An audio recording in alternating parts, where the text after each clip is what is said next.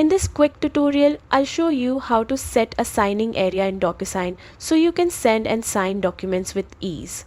Don't forget to like and subscribe for more simple tech guides. First, log into your DocuSign account and head to the dashboard. From here, either choose an existing agreement or start a new one by uploading your document and adding recipients. Once your document is ready, go to the Editing tab. On the left side, you'll see tools for customizing your file.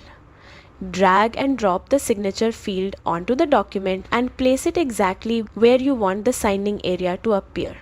You can resize or adjust it to fit perfectly. After that, just save the document or click Send to deliver it to your recipient for signing. And that's it. You've successfully set a signing area in DocuSign.